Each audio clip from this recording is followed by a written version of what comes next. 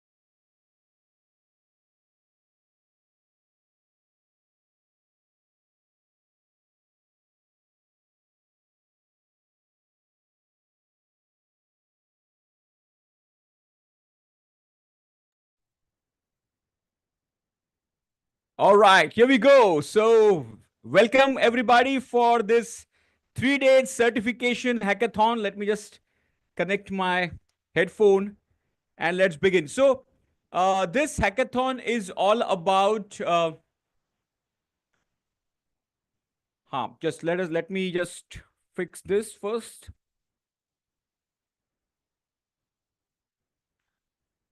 Yeah, super. So, this hackathon basically, as I mentioned earlier, this is meant for the people who have. I've not started recording, is it? Team, please make me remind about it. Second. All right. Super.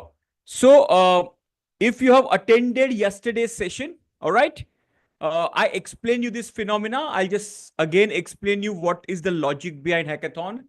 This hackathon is a fast track revision. So this is a fast track revision of the course. All right. Where now, see what used to happen earlier, you used to attend a yellow belt session, and after some time, life used to take over, and of course you used to study, but examination was not on the cards. Okay, so I have to push you guys to for the examination earlier. Then the team came up with this idea. Then why don't we make people a quick fast track revision? All right, and then what we can do is just a second.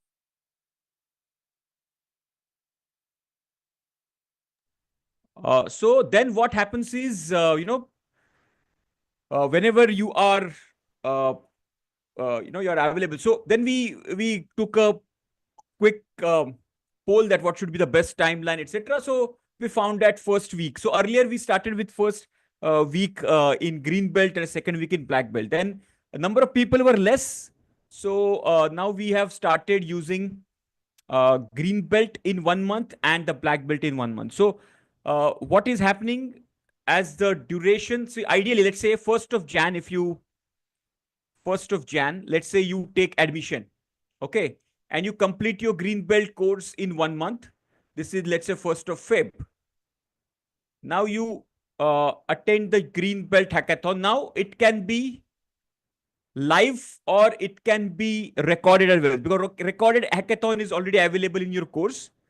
So in 1 month, so this is 30 days, you complete your green belt certification. So after hackathon, you go to the certification exam. So the journey continues. The same goes with the black belt as well. This comes 1st of March, and then you attend the black belt hackathon and you get a black belt certification. So this is the 60 days package where either live or pre-recorded, you complete your course and check the hackathon and give the examination. This is what basically we have designed. And this is the system through which, people have started completing their certification journey in time. Okay. So this is the objective, and we are fairly successful in this objective. Are you clear with this? What is the purpose? So this is a fast track revision of all the, important stuff in the green belt and the black belt. And so that you are quickly revising everything and going for the exam. Clear? Just give me yes in the chat box, everybody, if you're clear about it. Clear hai yahan tak? Super clear? Oh, let me just check. Okay. You are not able to. Super. Now you can send the message. Yeah, now you can send the message. Just give me yes in the chat box so that I can check out. Clear hai? Clear hai? Fantastic. Fantastic. Super. Super. I just put it in the host and panelist so that we can focus directly on the content. ठीक है ना? चलिए आगे बढ़ते हैं. So even though you are not, you have not gone through the content, okay, this is the way you can go through the content as well. All right. If you have gone through the content and taken the hackathon, then you are all set for the examination. All right. Chalo. So let me share my screen right now, which is, yeah. So is my screen clear? Is my voice clear? Just give me a yes in the chat.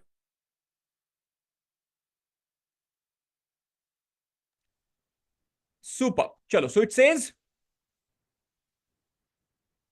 Lean Six Sigma Green Belt fast track certification. Fast track. So we are here to fast track this entire journey. Okay. So the first one I'm covering, this is in the, in the introduction to Lean Six Sigma section, which is the strategic forces. Let's understand this. Let's imagine the organization as hexagon. Okay. Imagine the organization as this hexagon. And on this organization, there are always various forces keep on acting. These forces are called as strategic forces. Now, what is strategic forces? Strategic forces are the forces which have potential to change the strategy of the organization. I repeat again.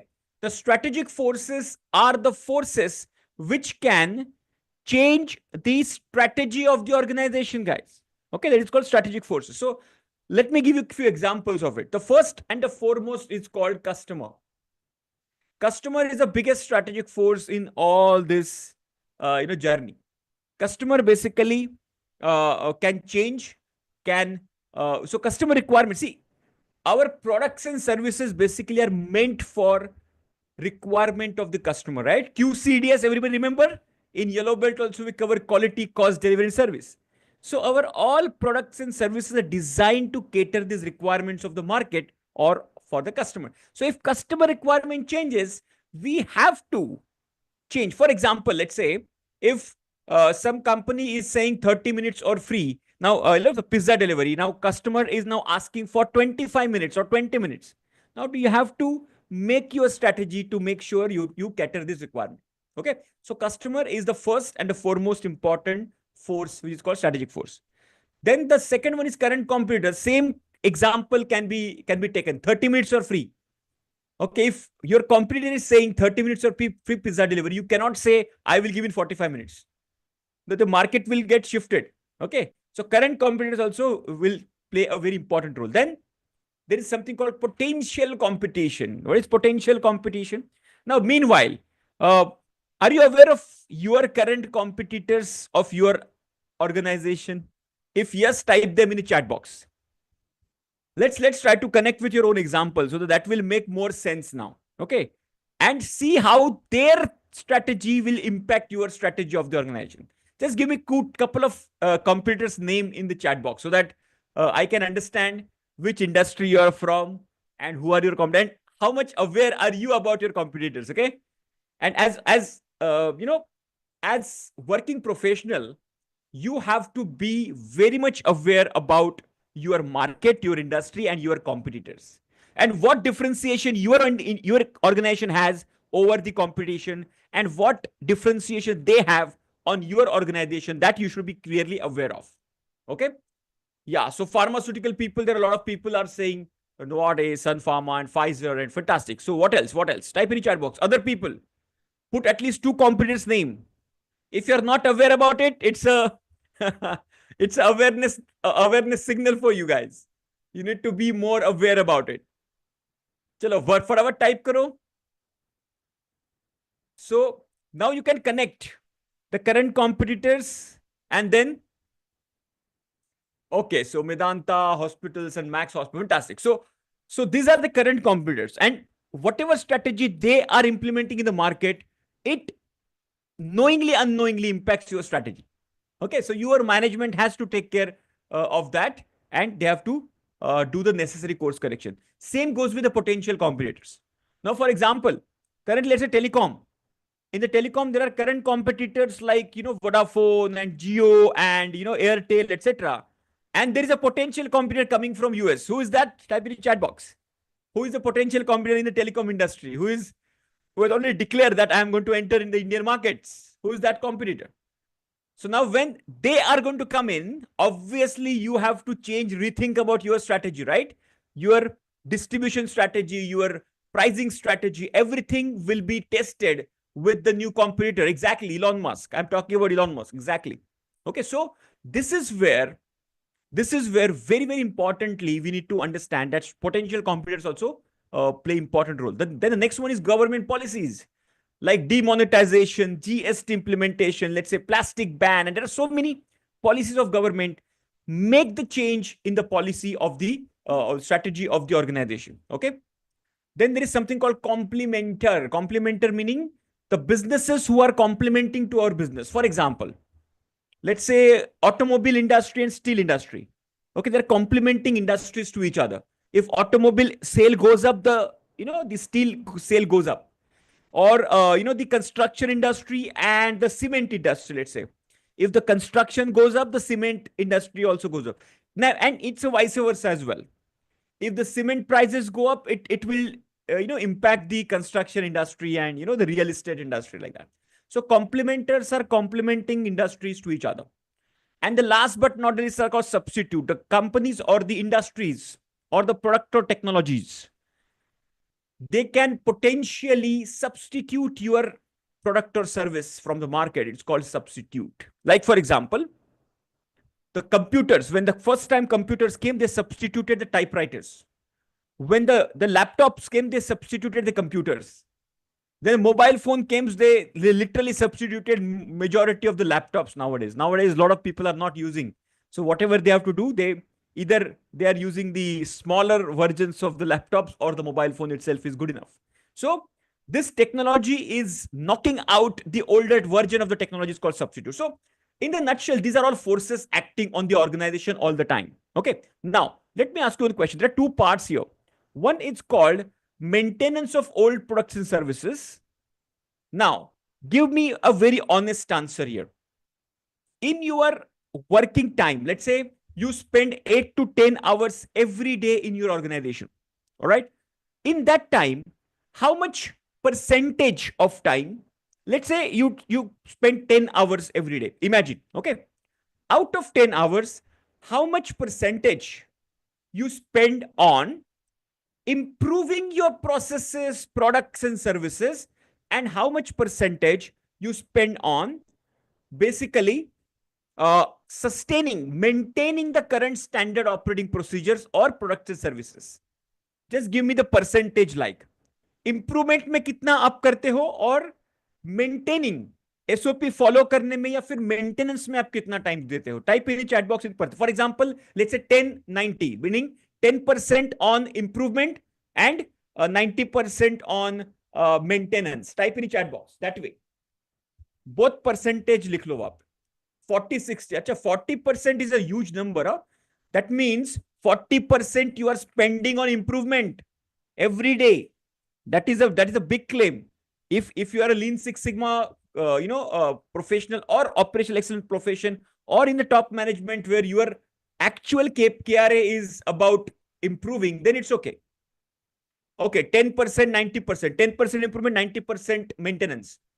0% improvement and 100% maintenance. Yeah, majority of them would be, 50 to 20%. Fantastic, guys. Fantastic. So, ideally speaking, majority of the working professionals spend most of the time in maintaining the current processes and products and services. Okay. And very small amount of time is given and focus is given for the improvement. And that's where Lean Six Sigma comes into picture. Okay. There is a very famous quote by GE's ex CEO. The name of the GE ex CEO is Jack Welch. Okay. Now, Jack Welch has a very important contribution in this entire Six Sigma journey, I would say. His contribution was whenever, so his statement was whenever rate of, now this is very important your statement. Maybe you can just make a note of this statement. The rate of change of external factors, if the rate of change of external factors is more than the rate of change of internal factors. Okay, first let me complete it, then I'll explain you. When the rate of change of external factor is more than the rate of change of internal factors, then it is the beginning of the death of the organization. Listen to me very carefully. Rate of change of external factor meaning all these factors which I just mentioned. The current competitor, potential competitor, government policies, customer, complementers, all these are external factors which are impacting, exerting the rate of change on the, from the external to the company. Okay.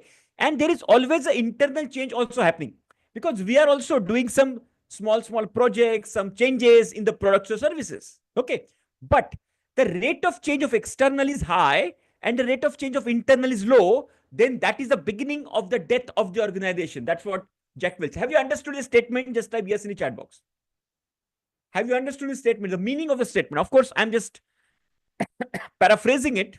It's not the exact verbatim, but this is the major meaning of this. Very, very important. Are you clear with this? Just give me yes in the chat box. Everybody. Clear hai? Super clear. So our role in this Lean Six Sigma is to focus more on this improvement, and the rate of internal change has to improve and surpass the rate of external change. Okay.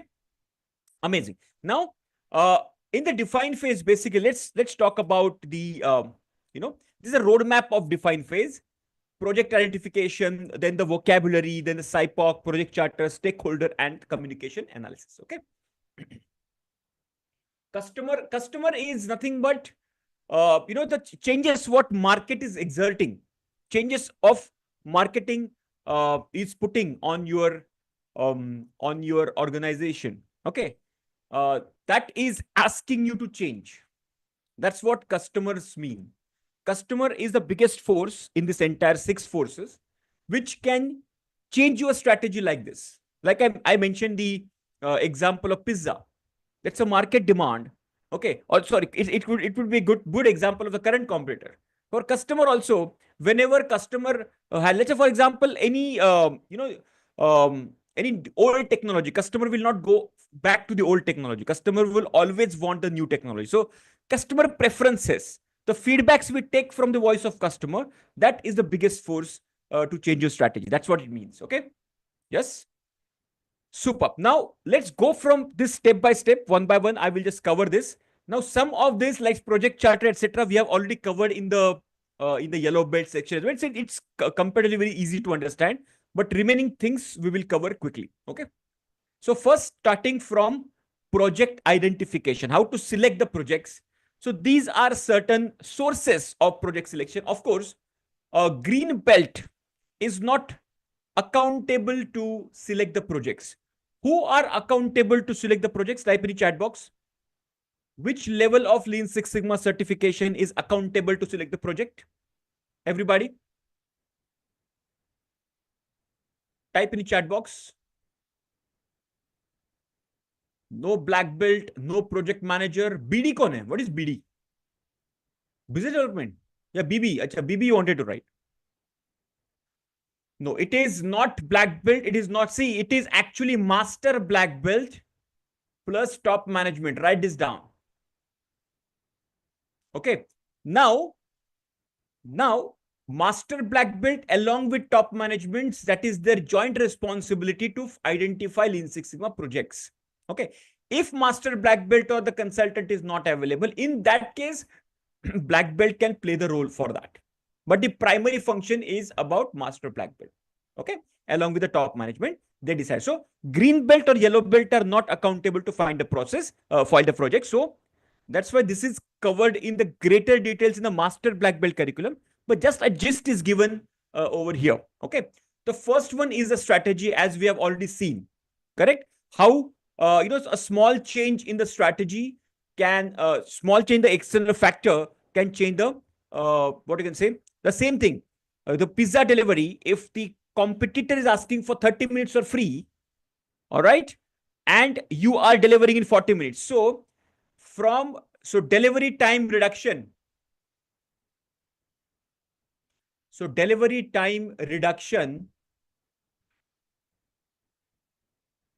from 40 minutes to 30 minutes is our project from the strategy point of view. Okay, this is how from the strategies also you can derive the projects. Okay, next one is called SWOT. SWOT is, this is again, this is again a strategy tool basically, which is used, in the strategy management programs. The SWOT's full form is strength, weakness, opportunity, and threat. Okay, whereas the strength and weakness are the internal factors, and opportunity and threats are the external factors. So this is done in the top management meeting. What are the strengths of the organization? What are the weaknesses of the organization, which are the internal, metrics? And then what are the opportunities over there, and what are the threats, which are coming from the external? Okay, opportunities क्या है market में, और threats competitors से, या फिर potential competitor क्या आ सकता है, whatever, right? So this is something which is SWOT analysis, from where also we can identify the projects.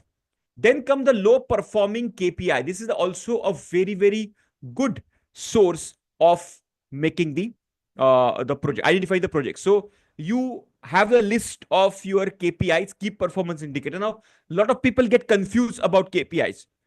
And I give very simple example. Okay, of a cricket batsman, right? Let's say I give always example of MS Dhoni. Now, MS Dhoni has got basically 3 KRAs. One is as a captain, one is as a batsman, and one is as a wicket keeper. Okay. Now, these are the key result area for MS Dhoni. For every result area, for the captain, percentage wins is a KPI.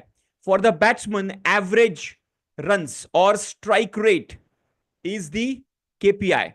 And the wicket keepers, wicket keeping, wickets behind the stumps, these are the KPIs. So these are the KRAs and these are the KPIs for MS Dhoni. Similarly, your process also has defined your KPIs, and whichever KPI is not performing well, let's say average is not, coming well for this. So you can increase the average of the batsman, and we have got a case study on this, how you can increase the average of the batsman. Would you be interested to know about this? Just type yes in the chat box. How with the help of Lean Six Sigma, you can increase the average of any cricket batsman. Interesting, isn't it? Yes, and it is indeed interesting. And we have done several sessions on that. And you can, you can find out in our masterclass archive. Okay, we have a masterclass archive, right? All the new members, you can check that out. Masterclass archive. You just type case study cricket. Case study cricket, you will find this amazing case study. I have, I think, done 3 to 4 times this case study explanation. Every time people enjoy this because, cricket is something which people love. Even today also, we have India-Australia semi-final going on. So team is something, cricket is something which is very close to heart for our India, which unite us as a nation, on this, all the stresses, etc. For some time, we get hypnotized with this. Okay. Anyways, coming back to this. So this is called low performance KPIs. Okay. Then customer complaints, amazing source for project selection. Okay. Frequently occurring customer complaints can be easily taken up as a Lean Six Sigma projects. Okay. Cost reduction. Now, if you want to become the blue-eyed boy or girl of your management, right? You understand blue-eyed boys meaning very favorite people, correct? Now, if you want to become one, then just focus on the cost reduction, guys. Cost is a very close to heart subject of the management, right? If you can reduce the cost with the help of Lean Six Sigma, nothing like it. Your increments and your promotions are guaranteed with this. So whenever whenever opportunity comes, attack on the cost wherever you can find. And Lean Six Sigma is a fantastic tool to reduce the cost as well. Okay. And then the quality issues, internal quality, external quality issues, these also can be a fantastic sources of project selection. Okay. Clear, everybody? Just type yes in the chat box. Yes. So all these are the sources through which you can easily identify the projects. Some of the sources are very easy, like customer complaints. So frequently customer complaints, collect the data, define the project, start running with it. Okay. Some of the things require a little deep diving, like SWOT analysis. Okay. It's a complete analysis we have to do. Okay. Strategy, a complete strategy analysis we have to do. And then we can run with that. Okay. Now, when we select the project, there are a couple of things we need to remember. One is called, it should be meaningful and it should be manageable. What is meaningful? It should be meaningful to the customer, either to the customer or to the business. The project which you're selecting, it should be meaningful, meaning it should be important to the customer.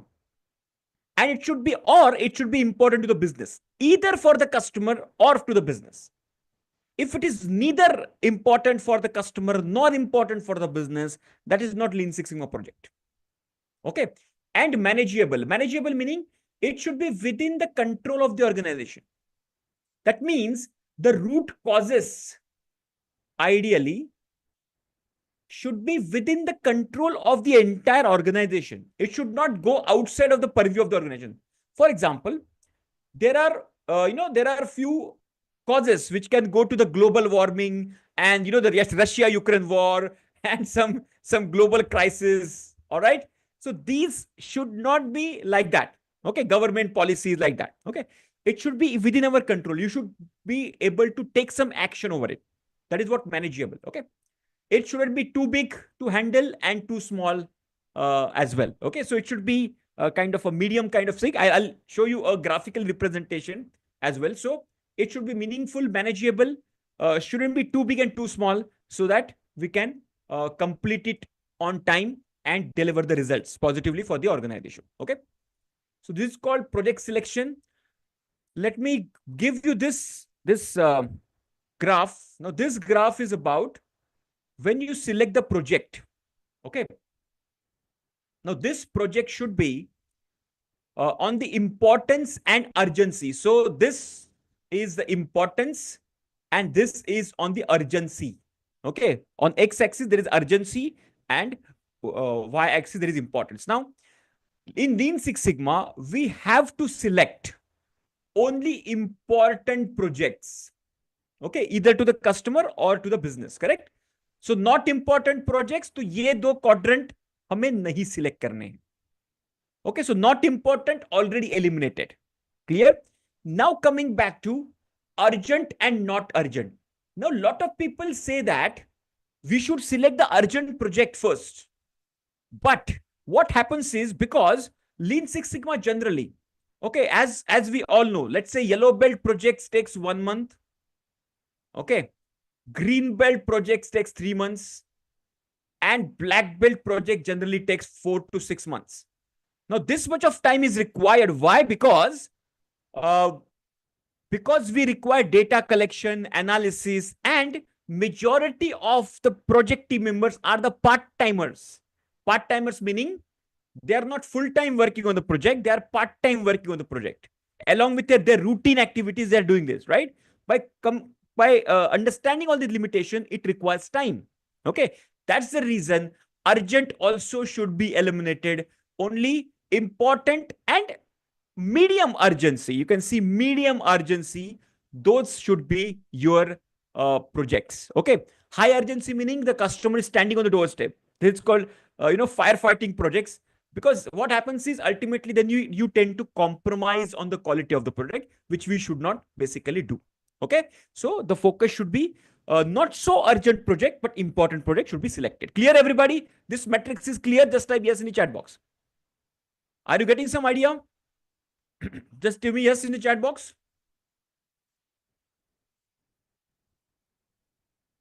Just try to connect the philosophy behind it. Okay. Yes. Now this is always a blur line between. So how can you define urgent and not urgent? It is not very easy to define this. Okay. It's a subjective matter, but we should have the sense that if it is super urgent, it should not be a Lean Six Sigma project. Okay. Yes. Fantastic. Now, then there is another matrix here, which is called importance and difficult. Okay, the same thing happens here. A less important project should not be entertained. In terms of difficulty, on the y-axis is difficulty. Again, you should go for the moderate difficult project. Okay, too easy project should be avoided, and too difficult. What is too difficult meaning? Too complex projects, lot of departments involved. Okay, and it is the root causes are beyond the scope of the company, etc. These kinds of projects should be avoided, and too easy projects should be avoided. Medium difficult project should be the best ideal project selection for Lean Six Sigma. Okay. Super. Now let's talk about vocabulary of it. Vocabulary. What is vocabulary? The vocab, the language which we speak in Lean Six Sigma. Let's talk about that, especially in the define phase. The first one is called as voice of customer, VOC. Okay. Now, how do we come to know? Type in the chat box. How do we collect the data about the customer, the requirements of the customer? Type in the chat box. This is called voice of customer. The data representing the customer requirements, it's called voice of customer. How we can collect voice of customer? Type in the chat box, everybody. How we can collect voice of customer? Yeah, what are the different means we have through which we can actually collect voice of customer? Very interesting. Okay, feedback, customer complaints, very good, surveys. Super. Keep typing, keep typing.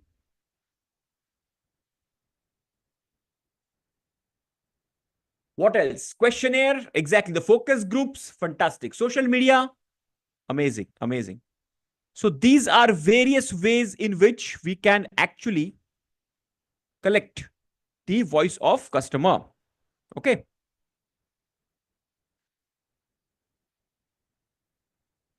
Super. Now, let's take an example. Now, voice of customer is generally a vague statement, basically. For example, let's say let's say there is a hotel. Okay, in the hotel, we collect the, if you go to a restaurant, there is, there is on the door, near the door, the exit door, there is a register given just to give your feedback over there. Okay. So there are a few good restaurants are taking the feedback on the, on the electronic format as well.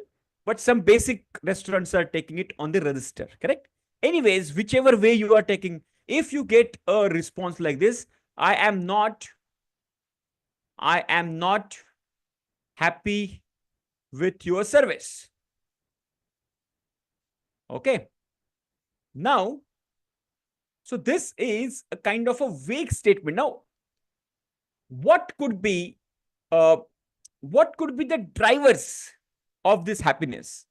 Why? Let me put it in this way. If you are a customer of a restaurant, what are those factors which will make you happy or which will make you satisfied? Type in the chat box. आपको क्या चाहिए as a restaurant में जिससे आपको satisfaction मिलेगा, which will make you happy? Type in the chat box. Everybody, think about it. Food quality and service. Fantastic. Super. So can we just break down into, let's say, taste? Okay. What else? Yes, very good. So delivery time, the turnaround time, how much time they have taken to serve you, correct? The service quality, correct? Very good. The service quality, which is hospitality and, the courtesy, politeness, all these things come into picture. Hygiene, absolutely right. Hygiene also makes a very important. Now, understand is all these factors are called as critical to quality attributes, called as CTQ. So VOC is I'm not happy with your service, with your restaurant. This is my voice of customer as a customer complaint. And in this, we identify what are the critical factors for the customer to become happy, to satisfy the customer. Let's say taste, the delivery time, the service, the hygiene, etc. These are called as critical to quality. And one of the important factor is you should have a measurement scale of this CTQ. It should be measurable. Now tell me, can we measure the taste of the food? Type in the chat box. Can we measure the taste of the food? Yes, no. How many people say yes? How many people say no? Can we measure the taste of the food? Okay, some people saying no. Who is saying yes? Think about it. Can we measure the taste? Very simple question. Bolo, type in the chat box, whatever you think. Okay, there is nothing called wrong and right answer. Type in the chat box. Can we measure the taste of the... No. Okay, very good. Fantastic. What about rating? Can we rate on the scale of 1 to 10 or 1 to 100? Can we give the rating? Yes or no? That could be the measurement, yes or no? Yes. And this is what exactly lot of service providers are taking, right? You take Ola and Uber, correct? Do they ask for the rating? Yes or no?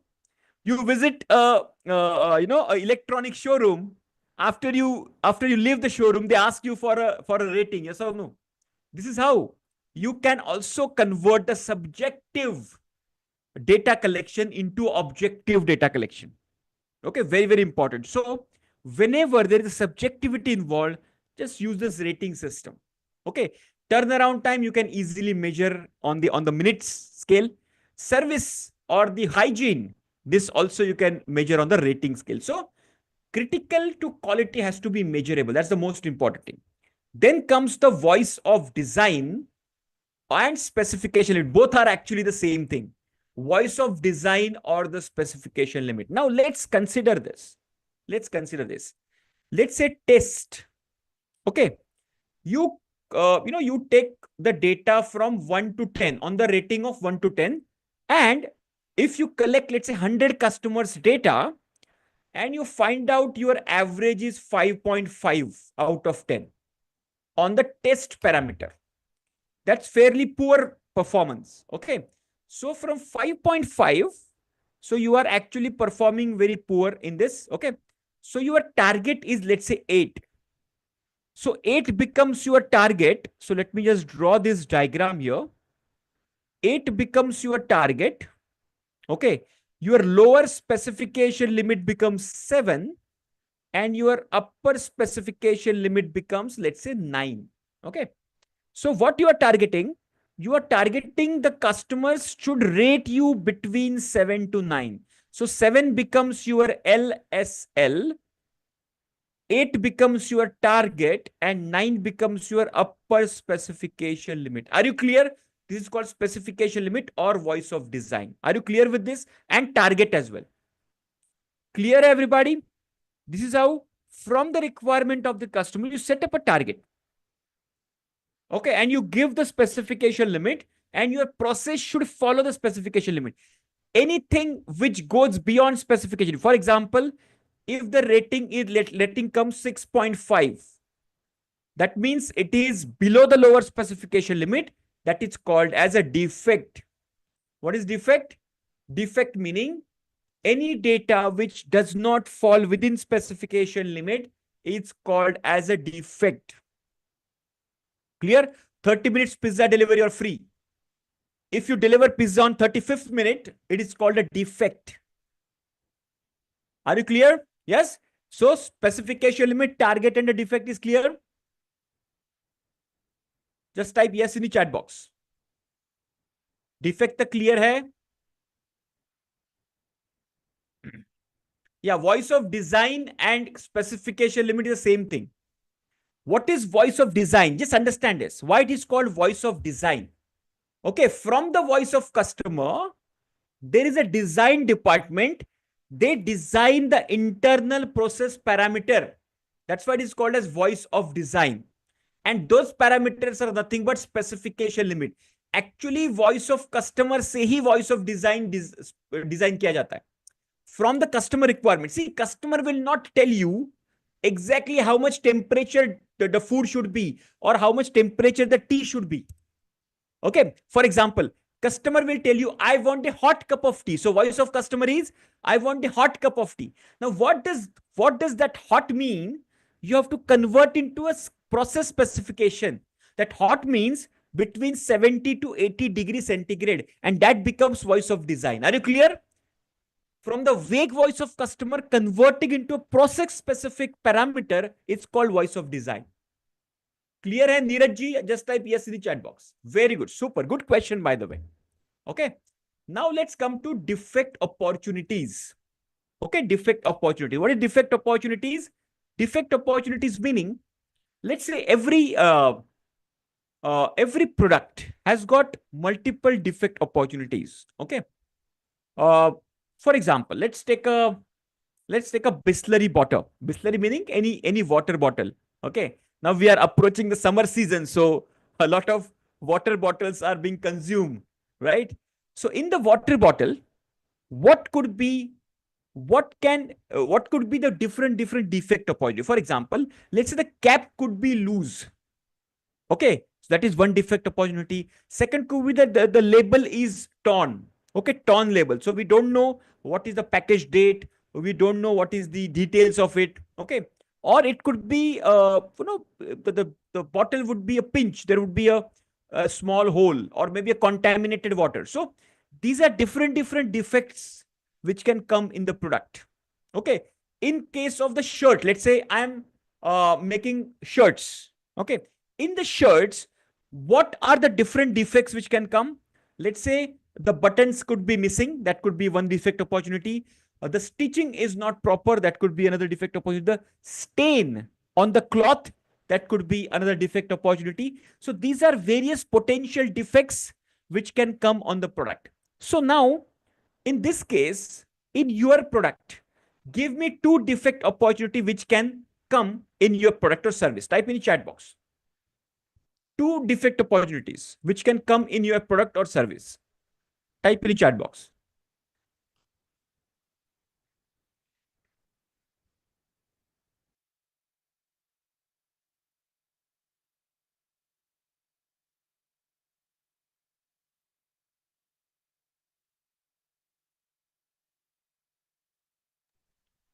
Yes. Out of specification packing. Okay. That is a defect opportunity. Very good. What else? What else? Type in the chat box. What else is a defect opportunity? Everybody please contribute. Out of specification packing है और क्या है हो सकती है defect opportunity? Expired. Okay. Yeah. So the expiration, date of expiry, customer not paying on time for invoices, filed for bankruptcy. No, I'm talking about a product. Product में क्या defect आ सकते हैं उसके बारे में बताइए. Delay in delivery, yes, can be done. Broken can be one of the factor. Shape, the change in the shape can be a defect opportunity. Very good. Mismatch also can be. Oversize, undersize. Yes, very good. Fantastic. So these are the defect opportunities, guys. Yes? Okay. Now comes the voice of process. We have studied voice of customer. We have studied voice of design. Okay. What is voice of process? Voice of process is nothing but the data. Now, voice of customer basically is collecting the feedbacks. Customer can speak, right? Customer is a human being and we can communicate through our language. Which language process will use? Process will use the data. Okay. The production numbers, the downtimes, the sales numbers, all these are the data which is coming from the process is called voice of process. Are you clear? Just type yes in the chat box.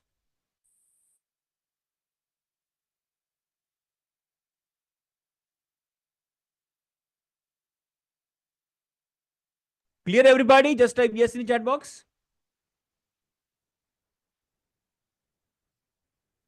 Very good. Very good. So then what is project Y in this case? Okay. Now from this entire vocabulary, this is called the drilling down process. From the voice of process, from the voice of process, from the voice of process, we identify the CTQ critical to, from the voice of customer, we identify critical to quality. We collect the data about it and then we define a project. For example, let's say your test is 5.5, right? So the project Y will be to improve test from average 5.5 to 9 by, let's say, March 2025. This is called my project Y. So a project which is derived from the voice of customer, it's called project Y. Now, one project can be for the test, other can be the turnaround time. Let's say the delivery time you are taking is 20 minutes in the restaurant.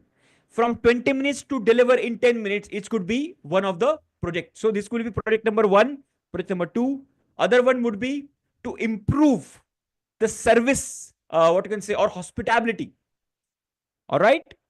Or it could be hygiene. Let's say current hygiene is on the scale of 1 to 10, it is 6.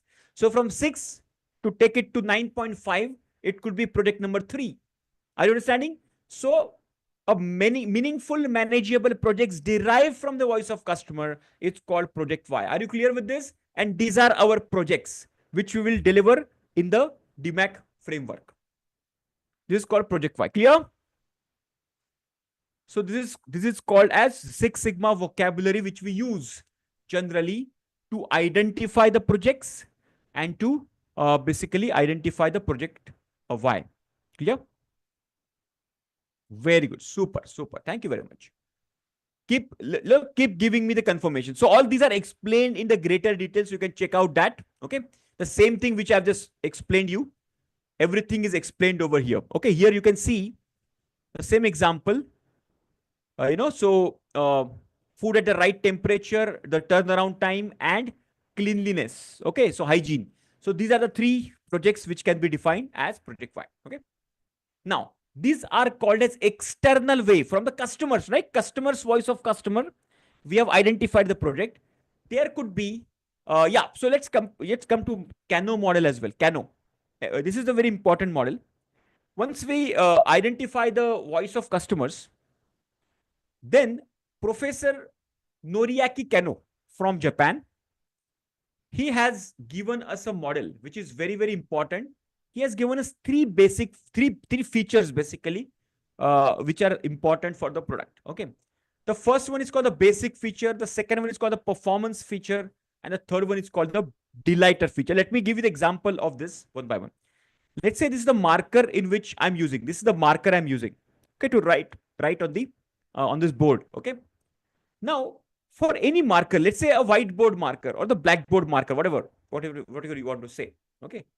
For the marker, what is the basic requirement from the customer about that marker? Marker ने क्या basic करना चाहिए? Type in the chat box. What is the basic requirement from the marker? Marker ने basically क्या करना चाहिए? Absolutely right, it should write, right. Marker का काम ही होना चाहिए right, correct. Marker should write the basic. This is called a basic feature. Okay. I'll give you a performance feature. Let's say earlier. So earlier that marker. So the basic feature is to write. Performance feature meaning earlier that marker used to run for 1 month. Okay. Now company has done some Six Sigma project and now they have enhanced the performance of the marker, the life of the marker. Now it is running for 2 months. This is called a performance feature. Whatever is the performance, current performance, you are improving that current performance. It's called a performance feature. In your automobile, let's say you have a bike or a car. Your car is giving the mileage of, let's say 20 kilometers per liter. Now, the automobile company makes the changes in the engine and the other equipments, and the mileage changes from 20 kilometers to 25 kilometers. That is called a performance feature. Clear? And the delighter feature is something like customer is not expecting, but you are giving that delighter feature. For example, let's say in the marker, you are giving a digital clock. Okay, छोटा सा digital clock यहाँ पे उन्होंने fit कर दिया. So you can check the timing as well. Okay. Or maybe you can just click on that and how much time you are writing. That clock will tell you. It's called the delighter feature. Customer is not expecting, but you are providing that. Okay, are you clear? So one is called a basic feature, other is called performance feature, the third one is called delighter feature. These are the three types of features. Now what Kano says, Kano model says, once you collect the voice of customer, when you collect the VOC, right? Bifurcate the voice of customer into basic, performance, and the delighter. This has to be very careful, very, very powerful. Okay. Now, for example, let's say you collect the voice of customer. इसको remove करता हूँ मैं, ऊपर लिखता हूँ. Okay. Once you collect the voice of customer, you convert them into, voice of customer, this is C, into basic, performance, and the delighter. Okay. Now, out of these three, first we have to focus. The priority should be given to the basic feature. If the basic feature is missing in your product or service, then this should be your project. This should be your priority number one. Are you understanding? Once all the basic features are taken care of, okay, for example, the automobile. What is the basic feature of your car? What is the basic feature of the car? Type in the chat box. What is the basic feature of the car? Type in the chat box. Yes? What is that?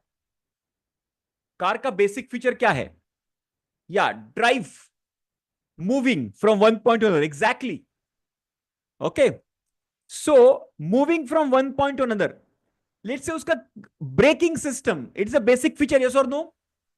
Correct? Airbag, the safety, the base braking system is a basic feature hai ki nahi hai? Car mein. Correct? Now, if the braking system is not, what you can say, not properly functioning, and you are working on the aesthetic look of the car, आपको car को ना Ferrari जैसे आपको look देना है. Okay, that will come in the delighter. Are you understanding? First, you fix your basic functions first through the Lean Six Sigma projects. That is what Kano is saying. Very simple. Divide your voice of customer, the requirement, into three categories. First, give the priority to the basic. Once the basic is done, then you go for the performance. And once the basic and performance is done, then you focus on the delighter. Lot of people focus on the delighter features and they forget about the basic and the performance feature. Are you clear? This is what the message of the Kano model. Clear hai? Just type yes in the chat box. Kano model clear? Now, in your product, if it is clear, then in your product, give me one basic feature and give me one performance feature. Think about it and type in the chat box. Okay, इस प्रकार से type करो. Okay, इस प्रकार से आप type करो. Right, just basic feature. Basic feature क्या है? And then performance feature क्या है? Only one, only one. Give me one example. All right, like this. Just type basic, and in the basic feature, in your product or service, what is the basic requirement which you are fulfilling, and what is the performance feature? Like in this case, the life of the pen is a performance feature, or the mileage of the car is a performance feature. Okay, type basic क्या है? Quality, and the cost is performance. Okay, very good. Super. The basic is the quality feature, and the cost is could be performed. Very good. Again, other people. Basic is the life of the patient. Okay, if you are in the pharmaceutical company, yes, absolutely right. So the life is a very the basic requirement. Okay, and what about performance? Performance feature क्या हो सकता है? Type in the chat box. Yeah, smartwatch basic is timing showing, and the performance is WhatsApp music. Very good, very good. Basic is to cut gears. Performance to improve the life from 5,000 pieces to 7,000 pieces. Fantastic. Basic is the safety. Very good. What could be a performance feature? Okay, performance है doctors. अच्छा, doctors थोड़ा सा feature है या feature है, तो थोड़ा सा फीचर के बारे में आप सोचिए. What could be the performance feature? Performance is the battery. Okay, ठीक है, बट आई थिंक मोर और less you got the idea, right? What is the basic, what is the performance feature, correct? So this is a priority. First fix the basic, then go to the performance, and then go to the delighter. Clear, everybody? Just give me yes in the chat box if you are clear about it.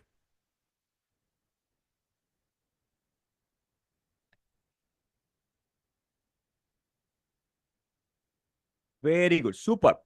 So this is explained in this diagram, and some examples also given. Okay, you can just check out in your curriculum content.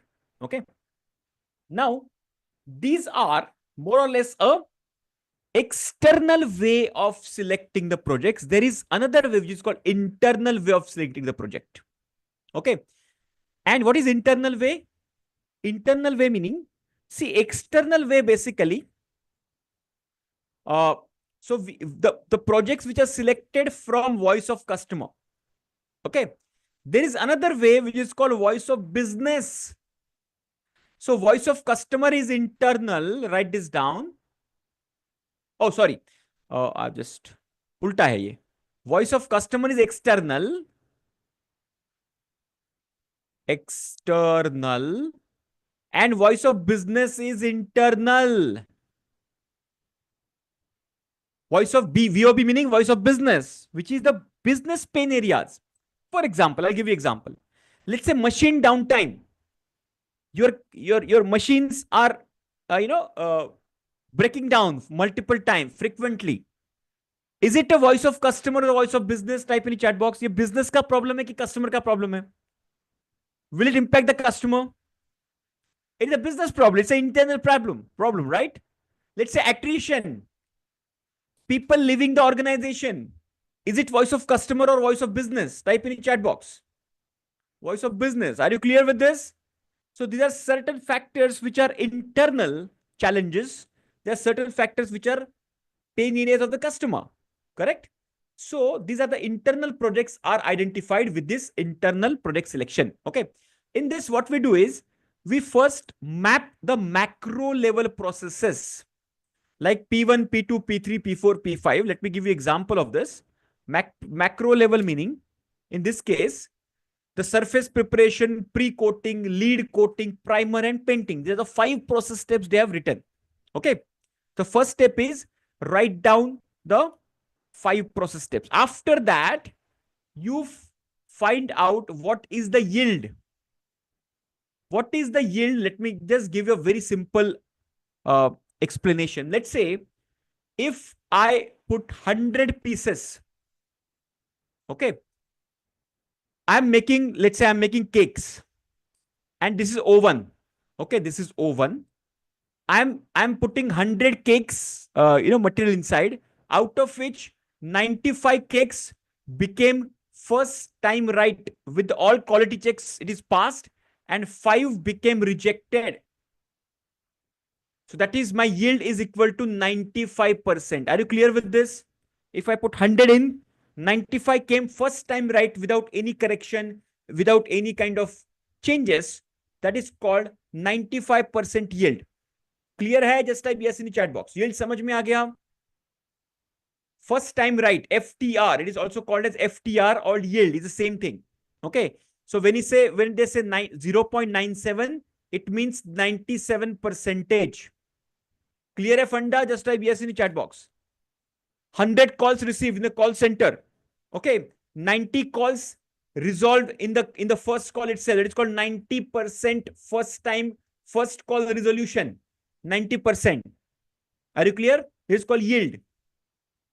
So they put all the processes and they identified the yield of the process. This is 94%. This is 93%. Again, this is 93%. And the painting is 60%. Okay. Now, what is the lowest performance? So there is another one. It's called rolled throughput yield. This is also given here just for our understanding.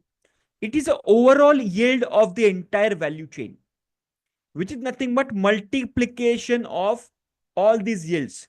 97 multiplied by 94 multiplied by 93 by 93 into 60. Okay. If you multiply this, it will come to 47.3%. What does it mean? It means if I put 100 pieces in the first place, in the first process, I will get only 47% pieces first time right at the end of the tunnel. Are you clear? This is called the roll throughput yield or overall throughput yield. Are you clear with this simple analogy? Just type yes in the chat box. Clear hai? Just give me yes, no. Yield समझ में आया and roll throughput yield समझ में आया? Very simple. Throughput yield is individual process.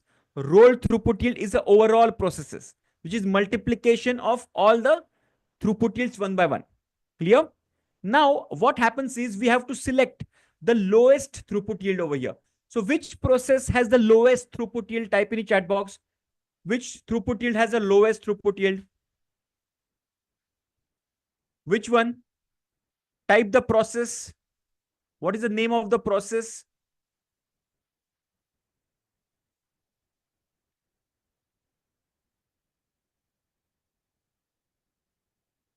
Yes. It is painting. Absolutely right. Everybody can see this, right? The painting has the lowest throughput, which is 60%. So because painting has the lowest throughput yield, okay, then what we do, we focus on the painting first. Okay. We focus on the painting and just a second. So we focus on the lowest throughput yield process.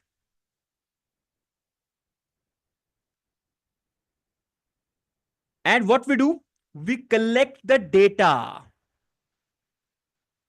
Okay. Then what we do, we collect the data about that process.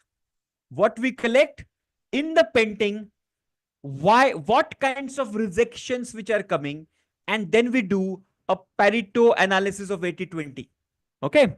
And the top 20% contributors are our projects. So these are our focus projects, guys. These types of rejections are our project number 1, 2, and 3. Are you clear with this? Just type yes in the chat box. So I'll just repeat the process steps again. First, lay down the processes, find out the throughput yield of the processes, select the lowest throughput yield, collect the data in that process, make a Pareto chart of the rejections, and whichever are the highest contributors, okay, those are your potential projects. Are you clear with this process? Just type yes in the chat box. Just give me yes in the chat box, everybody. Clear hai?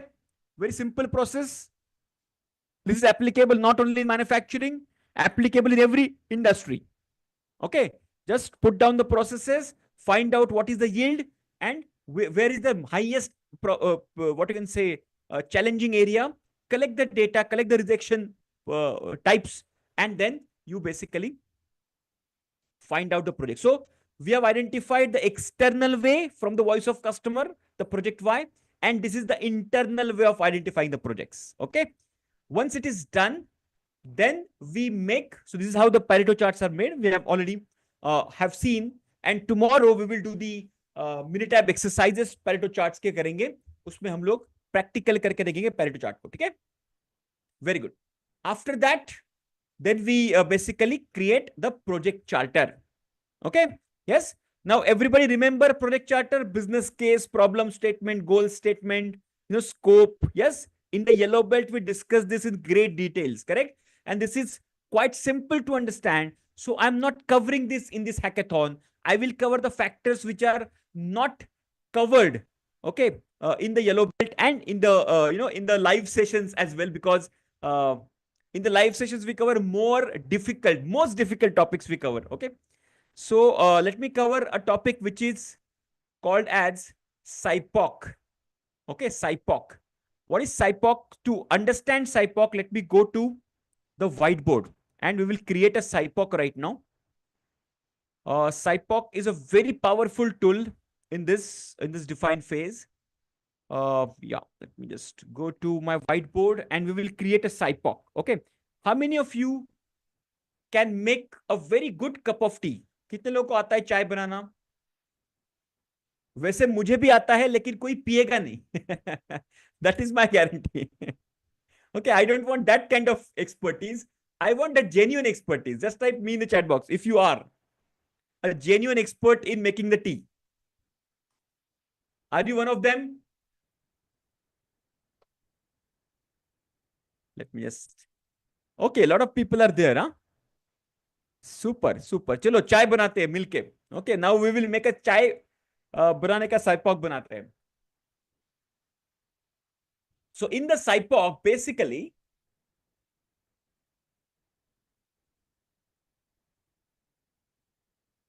in the SIPOC, what we do is,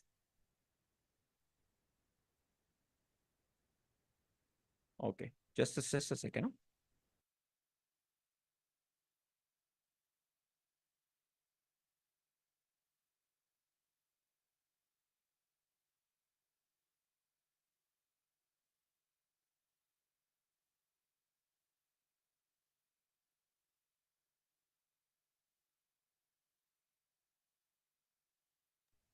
Okay.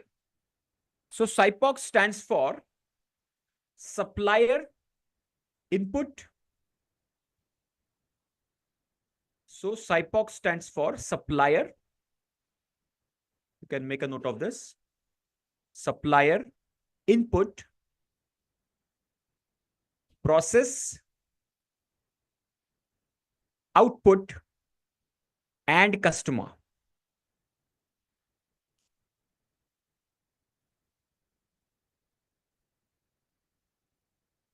And the customer. Okay. Now let's focus on first the process. Now just type in the chat box the 3-4 steps, okay, of tea making process. What are the 3 to 4 steps of the tea making process? Type in the chat box, everybody. So let your expertise be known to us. Okay. So first, what do you do in the tea making process? What is the first step basically do you follow? क्या करते हैं हम लोग? Okay, so boiling the water. Okay, boil the water. That's the first step. Correct? Now, after that, what is the second step? Once the water is boiled, what is the second step after that? Type in the chat box, everybody. What is the next step after boiling the water? उसके बाद क्या करते हैं? Add the tea powder. Okay. Super. So after that, we add. So add tea powder. So can we say all ingredients because we add all those things, right? Tea powder and the milk and the sugar, and so all the ingredients would be a better one, right? So let me just write ingredients. Okay. So we write add ingredients. So now in the ingredients, okay. Now after that, yeah, let it brew for some time, right? Let that those fine grains be open up and let the liquid come out of it and let it brew from, and let the tea. After that, what happens? What happens after that? What is added after that? उसके बाद क्या करते हैं? चलो फिर बाद में वो ब्रूइंग चालू हो गया. What happens after that? After brewing, type in chat box. उसके बाद क्या करते हो? T making experts. Stirring, okay.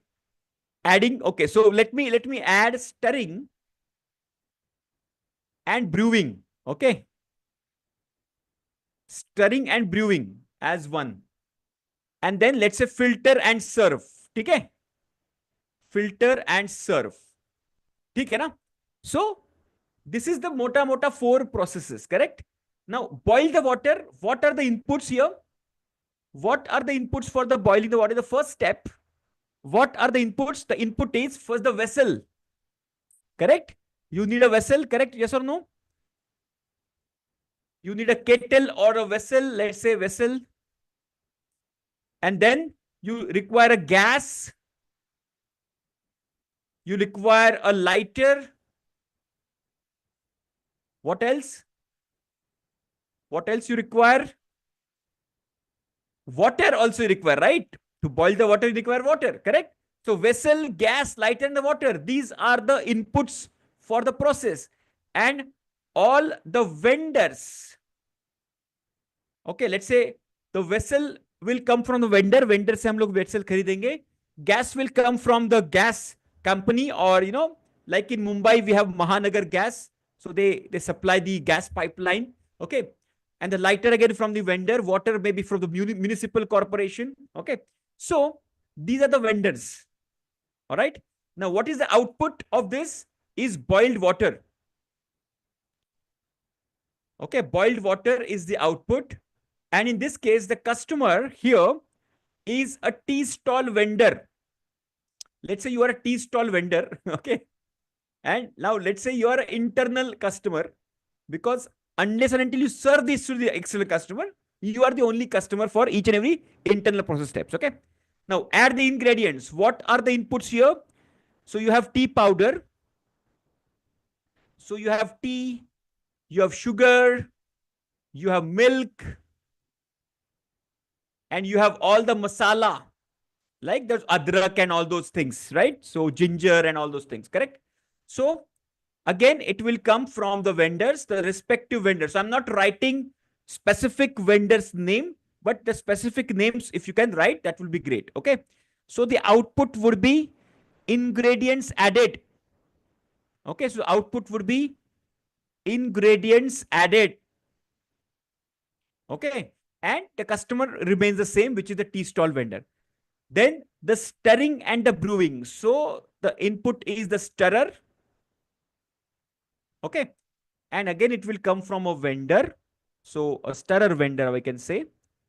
So, oops.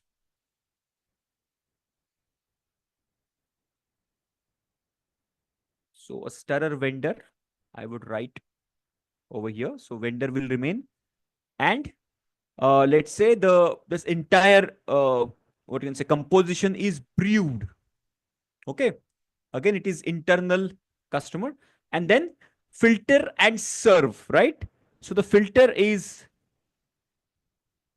filter, and the cup to serve, correct? The cup is the input, again will come from the vendor. And so hot cup of tea served. So the output will be the tea served,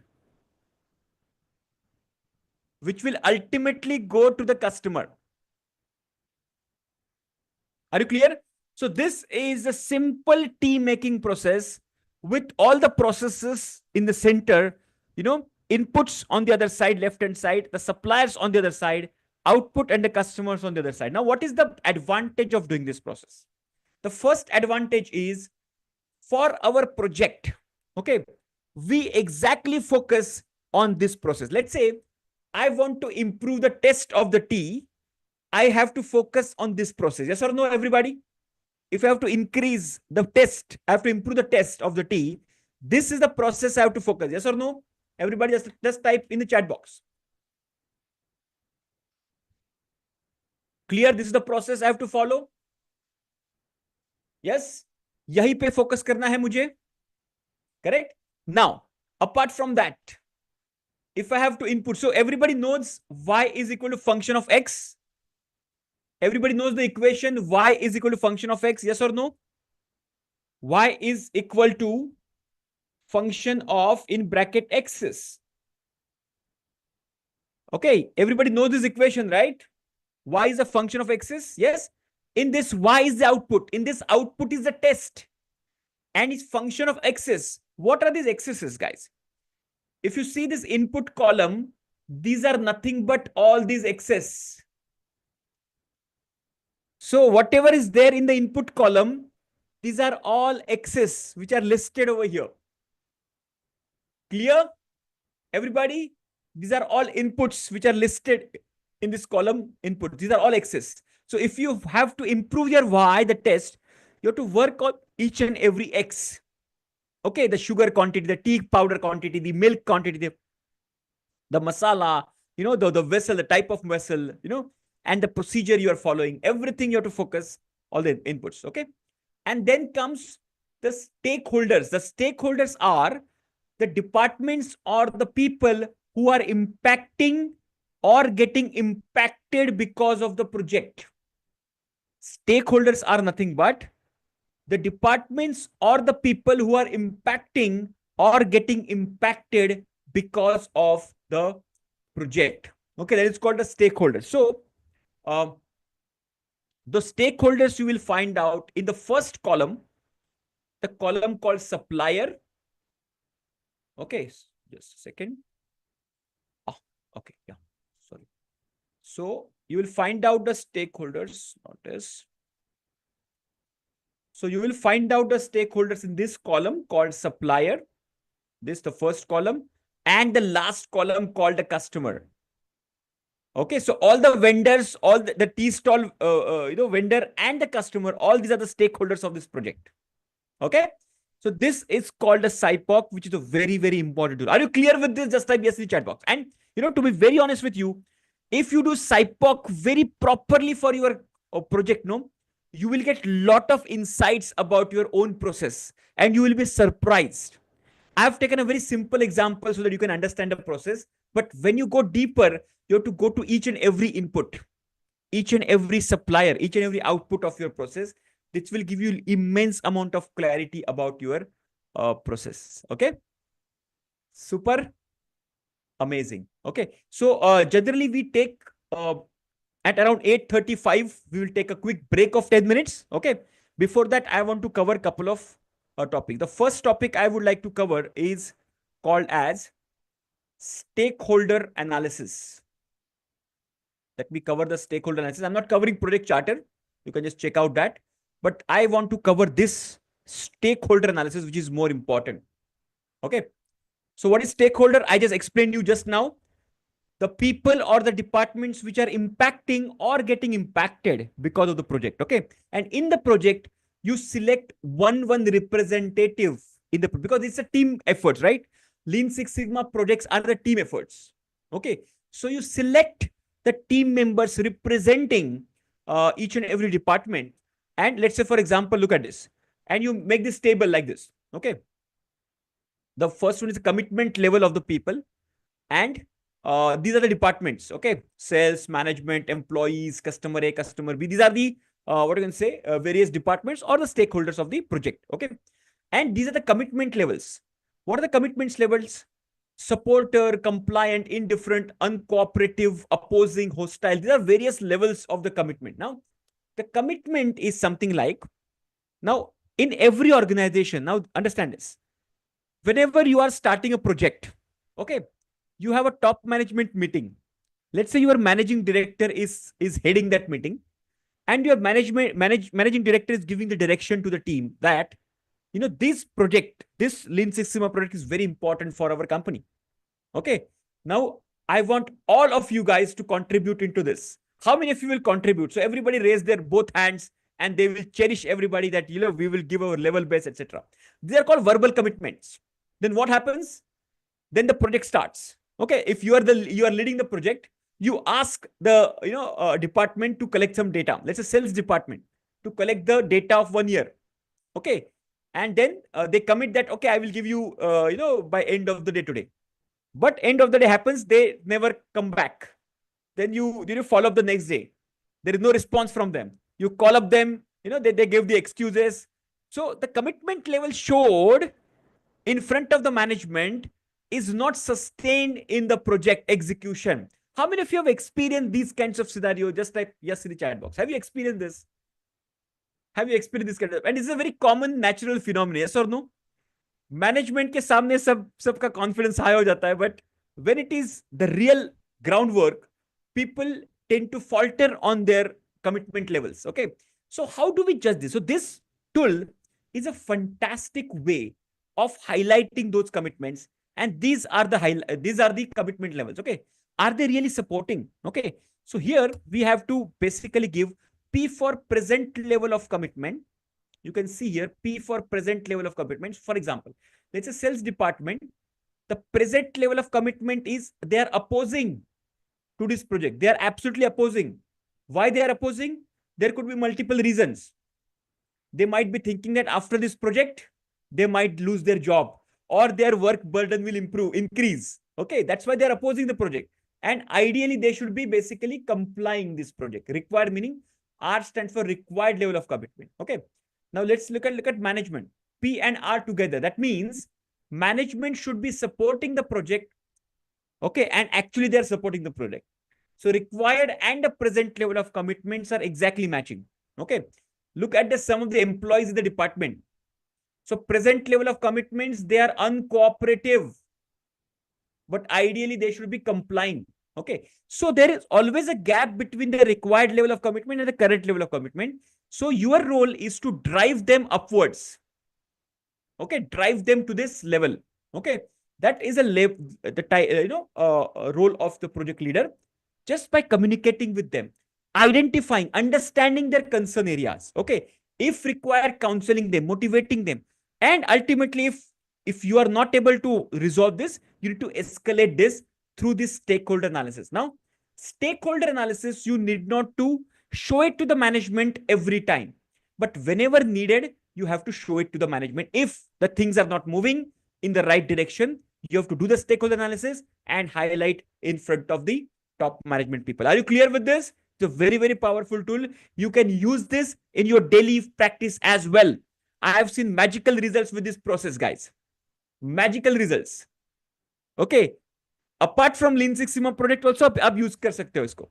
Use करके देखो, it will give you magical results. Because, it is very difficult to judge people's performance, people's commitment level on these kinds of, forum. But this is a fantastic tool they have designed, to gauge this. Clear, everybody? Just type yes in the chat box. Stakeholder analysis clear hai? Just type yes. Yes, very good. Clear? Super, super. Thank you very much. Thank you very much. Okay. Now there are two tools which are required. One is called RACI Metrics. Okay, RACI Metrics is one. Another is the communication plan. Let me just cover this and then we'll take a quick break. Okay. What is RACI Metrics? RACI Metrics meaning RACI stands for responsible, R for responsible, A for accountable, C for consulted, and I for informed. R for responsible. Let me give you an example. Okay. Now there is a cricket match going on right now. Okay. The bowlers are responsible to take the wickets. Batsmen are responsible to make the runs. Fielders are responsible to field and, save the runs for the team. Okay. Correct. But ultimate accountability lies with the captain Rohit Sharma. Yes or no, everybody? Accountability lies with Rohit Sharma. Are you clear with this? the result of the match, the result is the accountability lies with Rohit Sharma and maybe Gautam Gambhir, who is the coach. Correct? So responsibility and accountability. Responsibility are the doers. Accountability are the people who are accountable for the results. Okay, the let's say the departmental head, the people working in the department are the responsible people, but the performances accountability lies with the head of the department. This is called accountability. Clear hai? Yes. So this is very, very important to identify response. So data collection, brainstorming, what you can say, identifying the causes, root causes, solution generation. All these are responsibilities of the team members, but ultimately accountability lies with the project leader. Clear? This is called responsible and account. So we in this entire matrix, we basically define who is responsible for what and who is accountable for what. Okay. And then there is called something called consulted. Let me give you example of the consulted. Okay. Now, let's say you have a master black belt who is basically expert in Lean Six Sigma, LSS meaning Lean Six Sigma. And there you have a head of the department who is a person from the top management. He is expert from the domain. Okay, he's expert from the domain. Okay.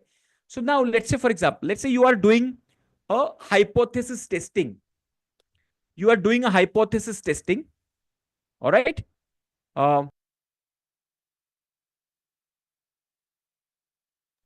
Okay, you are doing a hypothesis testing and you are stuck. You are doing ANOVA example and you are stuck. Who should you consult to? Would you go to master black belt or would you go to head of the department? Type in the chat box. You'll go to master black belt or head of the department. If you are doing a hypothesis testing, which is a Lean Six Sigma tool.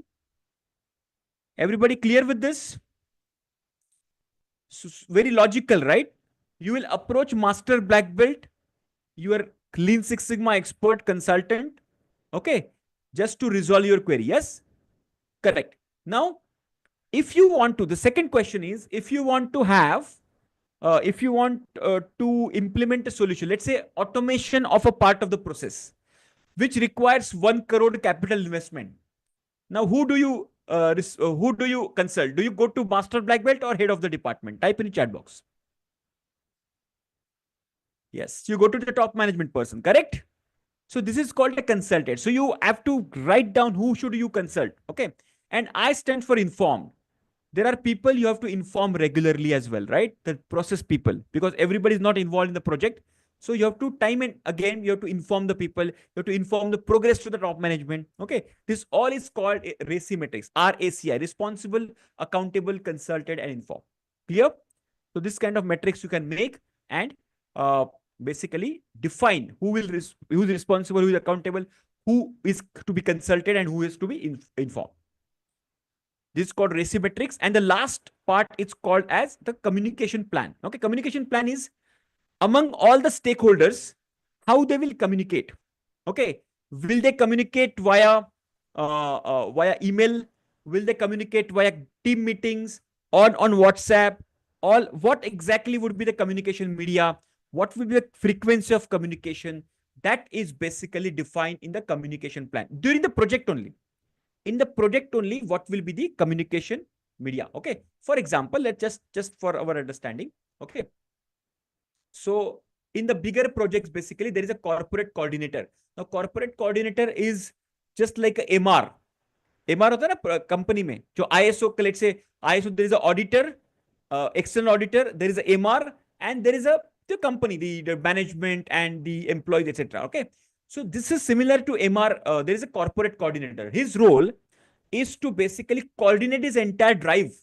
Okay, communication coordination basically. Okay, so corporate coordinators, estimating steering committee. It's the team of the top management. Okay, so corporate coordinator will communicate with steering committee, estimating steering committee via email. Okay, yes. So this is how the communication will happen. Or let's say TG review, meaning toll gate review. So steering committee will get the updates from various stakeholders during the toll gate review. You can see TG review, meaning the toll gate review. Are you understanding? So these are various ways in which they will get. So communication plan meaning what is the way of communication, what is the frequency of communication, who will communicate to whom. This all you have to basically define over here. Okay, this is called communication plan. Are you clear with all the tools which are covered here in the define phase? Just type yes in the chat box. Clear hai? Very good. Any doubt? Please let me know. I'm just see what is assumption. You have already studied this. I'm just revising this quickly. Are you understanding this? I'm just revising this quickly. Clear? So what we'll do right now, it is 8:33 or 8:34 right now in my digital clock. We will take a quick break of 10 minutes and we'll be back by 8:45. Okay. Once we are back, I will start with the measure phase. I will cover the basics of measure phase today.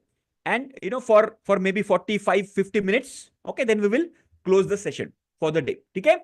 So we are taking the break and we'll be back by 8:45 sharp. Once we are back, you have to type I am back on my seat in the chat box. Clear? Just type yes in the chat box. Enjoy your break. Have a cup of coffee, cup of tea. ST steering committee. Steering committee. Steering committee. ST meaning. Okay. Yeah. Yeah. All right. Super. So enjoy your break for 10 minutes and we'll be back.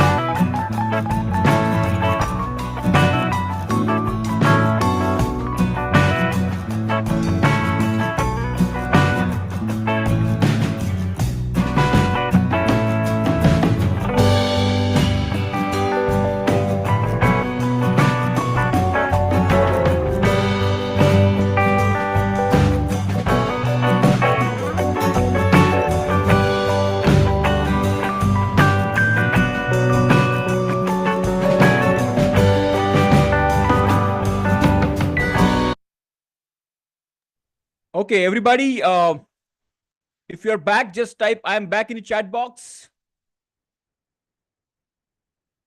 And let's start our journey. All right. चलिए शुरू करते हैं. Now we are starting from the next phase called major phase. Okay, let me just share my screen. Everybody just give me the confirmation that you are back on your seat and ready to go to the next part. Yeah. Okay. Thank you. Thank you for the confirmation. So once we completed the define phase, we start the major phase. The major phase, basically, we focus on the data part of it. Okay, the data. The data plays a very important role over here. Now, in the major phase, there are 3 types of measures. Okay, and the bottom line is you can't manage what you don't measure. Okay, if you want to manage, if you want to control, if you want to improve, you have to measure. All right, this is a very important statement. Then there are three types of measures. One is called input measure, other is called process measure, and the next one is output measure. Very simple, input, process, output. Okay. Now input measure in the same context of tea making process. What are the input measures here? The quantity of milk, quantity and quality of, understand, this is very, very interesting. Quantity and quality of milk. Let's say the test of the tea is our, let's say, project. Then quantity of milk also will make the change. And quality also. Quality meaning, let's say you have Mother's Dairy and you have Amul milk. Both will be having different taste, right? Different properties. So the quantity as well as quality, both are very important factors. So quantity and quality of milk, quantity of water, quantity and quality of tea powder. You know, the Taj Mahal tea will be different from the Brook Bond and the Lipton and, you know, the society tea. So there will be different product, different qualities, different taste. Okay. And sugar simply as well. Okay. Then what is the process measures? What happens in the process? Inside the process, you have the temperature, how much temperature you're using, basically. Okay. You have the different test, the time of boiling. Okay. You boil less. Okay. The brewing will be less. The taste will be different. If you boil more, the taste will be different. Okay. The stirring time. Okay. The mixing depends on the stirring. If you are using the stirrer and you are, you know, stirring good. Okay. Then your taste will be different than if you're not stirring, right? The mixture will not be, proper, correct? Then what about the output measure? Then you have the test of the tea and the turnaround time. Okay, the delivery time, basically, order to delivery, turnaround time. So these are the types of measures. So whenever we come to the measure phase, we start collecting all these data points, guys, of 1 year. Collect the data of input measure, process measure, and output measure of last 1 year. If you have the data. If you don't have the data, start collecting this data. This will give you, because for the further analysis in the measure phase as well as in the analyze phase, this data will make a huge difference. We can be very precise, very accurate if we have the data in our hand. This is called types of measures, basically.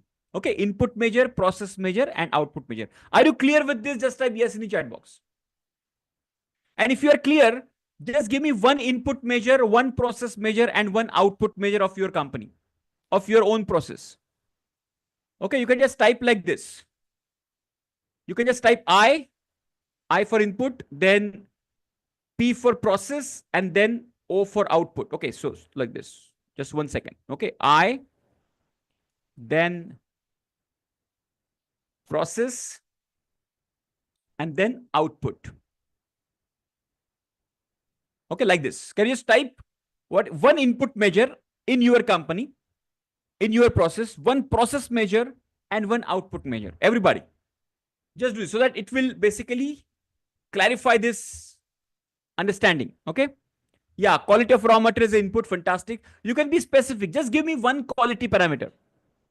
In your quality, raw material quality, just give me one input parameter. That is I'm expecting.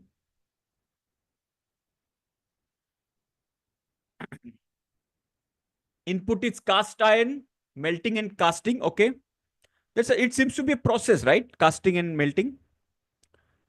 Assay of HPLC, very good. Raw material testing. So which parameter? These are all measurable metrics, guys. These are all measurable. So testing, understand this. Wherever there is a ing required, ing, right? Testing, casting, melting. These are all processes. We exactly want, let's say, for example, casting. At what temperature and pressure we are casting? So the temperature and pressure becomes the measurable parameter. Are you clear? Are you understanding this? Yes. So distinguish between the process and the parameter, the measures. We are talking about the measures here. Clear? I hope this is clarifying. Defect-free casting. Okay, so casting will be defect-free. Cutting speed. Yes, very good. Cutting speed can be measured. And machined casting parameters. Fantastic. Very good. Super. So I think this is clear to you. Okay, this is called input, process, and output measures. Okay. Now, when we start collecting the data, when you start collecting the data, there are two types of data you will come across. One is called continuous data, other is called discrete data. Understand this. First, we have studied three types of measure: input, process, and output measure. Now we started collecting the data. Now you will come across two types of data. One is called continuous. Continuous meaning the data which can be collected on a continuous scale. Like for example, length, height, and weight. The length, let's say 1.2 meter, 1.21 meter, 1.22, 1.23, 1.24, 1.25. So on the continuous scale, we can measure 1.3, 1.4, 1.5, 1.9, 2, 2.1, 2.2. So on the continuous scale, we can measure. That is called continuous data. So we can measure height, weight, width, okay, the length, the speed. These are called continuous data. Generally, this continuous data can be, expressed in decimals. Continuous data में decimals use होता है generally. So we can write 1.2 meters, 1.3 meters. So there's a decimal we can use easily in continuous data. On the other side, discrete data is a format where we have either pass or fail, male, female, go, no go. This kind of data is called discrete data, where we cannot use decimals. Okay, I'll give you example of this. Let's say I'm into the chocolate manufacturing, and I'm a quality inspector, and basically I have a criteria that if the chocolate is less than 10 grams, if it is less than 10 grams, then I have to reject it. Okay. So what I check the weight. Now weight is a continuous or discrete data. Type in the chat box. So I have the data like this, 9.9, then 10.1. Weight is continuous or discrete. Type in the chat box. C or D. Type in the chat box.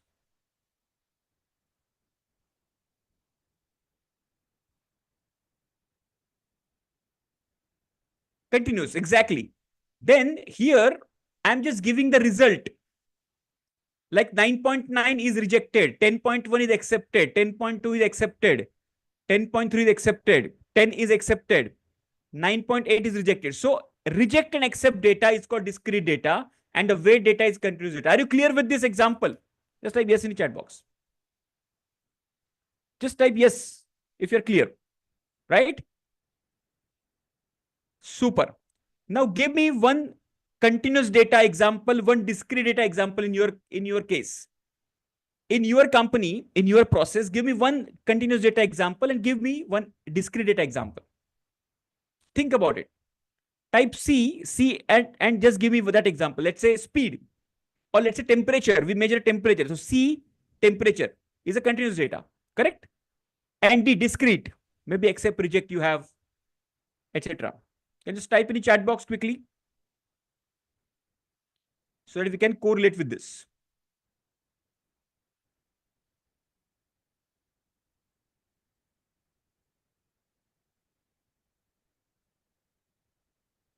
Very good. Height. Yes, height you are measuring. It's a continuous data. Small and big is a discrete data. Fantastic. Number of product batches rejected. So what is it? Continuous or discrete? Akshata ji, is it continuous or discrete? Number of batches rejected. Continuous or discrete?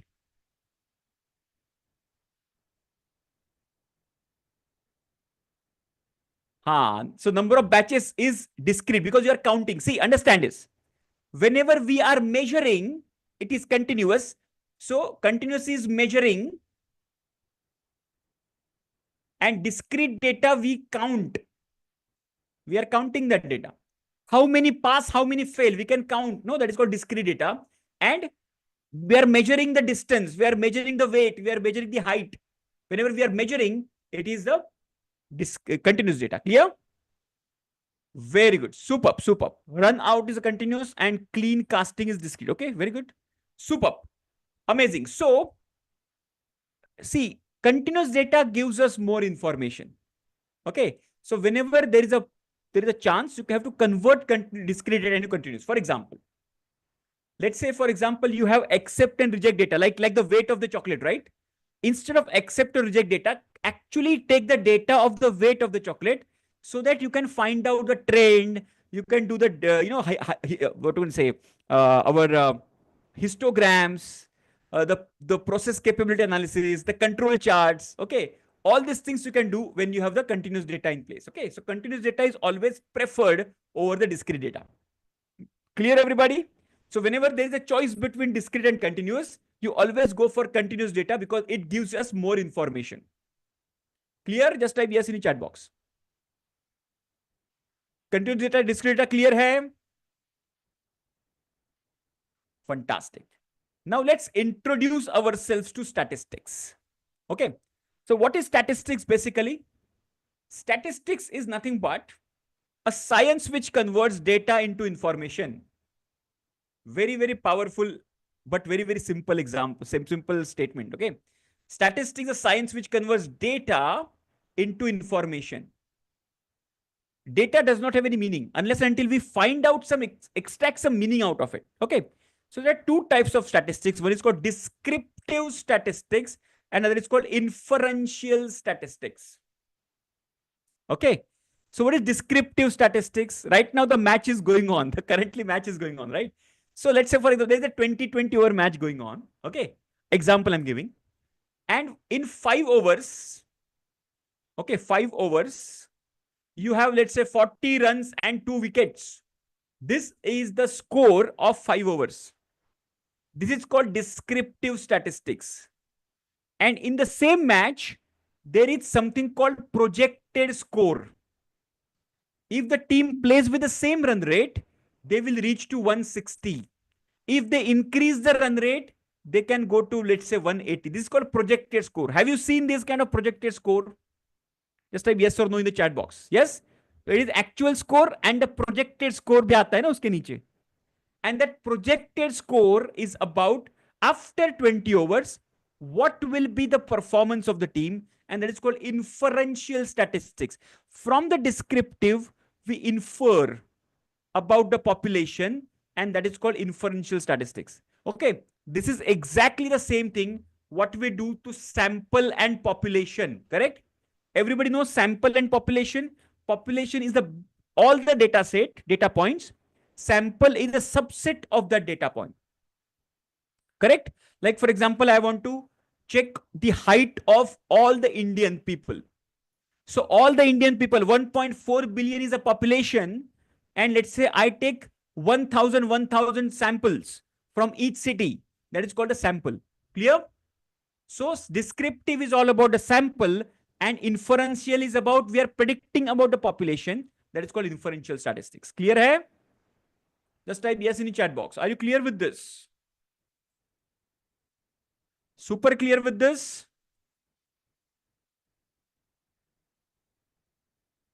Amazing. Very good. Now, in the descriptive, we have central tendency and the dispersion. These are the two factors in the descriptive statistics. Whereas in the inferential statistics, we have hypothesis testing, regression, process capability, etc., etc. Okay, fantabulously clear. Very good. Thank you very much. Okay, in the descriptive, there is central tendency and the dispersion. Let me explain you that. Central tendency meaning, let's say if I draw, let me give you example of, let's say KL Rahul ko lena hai ya fir Rishabh Pant ko lena hai. Okay, so this is a dilemma. Even today also they have this dilemma whether to go for KL Rahul or go for Rishabh Pant. Okay, now firstly what they will do, they will, let's say, take the average of both these batsmen. Imagine that both these batsmen have wicket keeping skill at par, equivalent. Okay, so the average of Rahul is, let's say, 40 runs and Rishabh Pant is also 40 runs. I'm just giving you very simple example. Okay, now so on the both this front they are equal. Okay, so they take the standard deviation. So standard deviation of KL Rahul is, let's say, 5 runs, and standard deviation of Rishabh Pant is, let's say, 20 runs. Okay, now this is very interesting. So if I draw a the bell-shaped curve of this, Rishabh Pant bell-shaped curve will look like this, whereas KL Rahul's bell-shaped curve will look like this. Are you able to understand? Both are averaging at 40. But the variation of Rahul is only 5 runs from that the average mark. But variation of Rishabh Pant is 20 runs. Can you see here? The variation is more. Just type yes in the chat box. Standard deviation is a measure of variation, right? So sometimes Rishabh Pant makes 10 runs, sometimes he makes 60 runs. So huge variation. But KL Rahul is very, very precise. He will make 35 runs and 45 runs, 35, 45, 35, 45. So the variation is just 5 runs away from the mean, average. Clear? So the first average is basically defined. This is central tendency, which is the center of the data. And the spread of the data is defined by the dispersion. Clear both these aspects? Where the center is the average. Okay. The center is defined as the central tendency, where we will study mean, mode, and median. And the dispersion, the spread of the data set, can be studied with range, variance, and standard deviation. Okay. Just take a screenshot of this, if required, just for your understanding. And we'll go deeply into mean, mode, median, and range, variance, standard deviation, and then we'll close the session today. Okay. Very good. Super. So we are going towards first central tendency. हम लोग पहले mean, mode, median देखेंगे. Then we'll go for the dispersion. Okay. Now, so descriptive inferential, यहाँ पे उन्होंने explain किया है whatever I have covered. So let's come to mean. What is mean? Very simple. Mean is a simple average.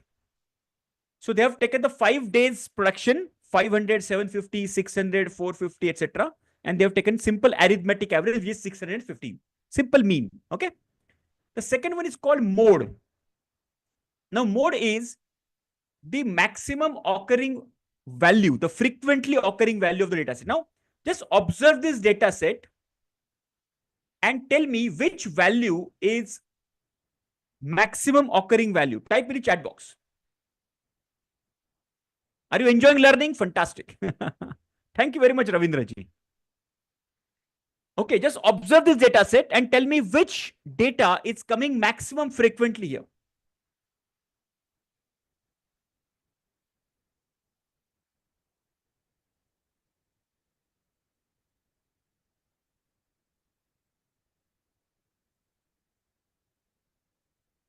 Very good. Everybody, observe this data set.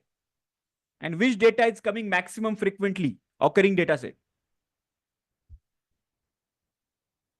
I want everybody's answer. Yes, it is 75. Absolutely right. So 75 is coming once, twice, and thrice, and that is called the mode. Okay. Now, whenever you will see in this kind of bell-shaped curve, this is called the mode. This, the highest frequently occurring value is called the mode. Okay. Right? This is called the mode. Now, then the next one is called the median. The median meaning, if you arrange the data in the ascending or descending order, if you are arranging the data in ascending or descending order, okay, what is coming in the center, that is called the median. For example, this is a data set. Okay, this is actual data set. So we have arranged in the ascending order. Okay, highest, lowest to highest. Okay. So 12, 15, 17, 19. So this is the central value, right? This is called the median. Clear, everybody? Clear median? Mean, mode, median clear hai? Mean is the simple average. Mode is the maximum frequently occurring value. Median meaning when you arrange the data set in ascending or descending, whenever there is a central value, that is called the median. Now, let's say there are 7 data points. That's why center is very easy. Let's say if I add another data value, which is 42. Now I have got 8 data points. So what will be the median in that case? What will be the median in that case if I have got 8 data points? Tell me the median. You can make mistakes here. Okay, we are here to learn. So we can absolutely make mistakes. Now this is very good. So this is average of 4th and the 5th data point. So now we have got 2 values in the center, correct? One is 19 and other is 25. So we'll take the average and the average will become 22. So 22 will become the median. Are you clear? So we have only one median whenever we have the odd number. Whenever we have the even number, we have got two values center. We have to take the average of it. Clear? Just type yes in the chat box. Everybody? Clear hai? Very good. Have you heard about percentile? Have you heard about percentile? So I'm just covering this part so that tomorrow it will be easier for us to understand. Tomorrow we are going to do only Minitab. Okay, we'll go deeper into Minitab. बहुत सारे exercise करेंगे tomorrow. ठीक है? Have you heard about percentile? Yes. कहाँ पे सुना है percentile को?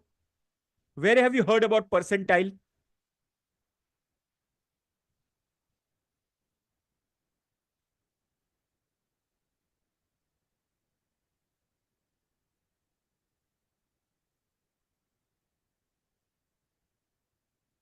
IIT results, government job, CAT result, fantastic. So percentile meaning, so, but how do I explain percentile? Let me explain you percentile in a very simplistic, I'm making the statistics very, very simple. Okay, let's say if I have a cake,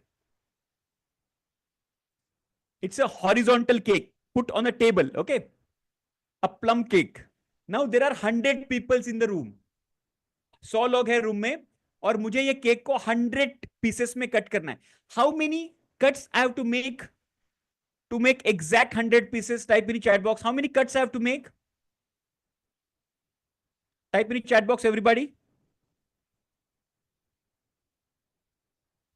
Yes?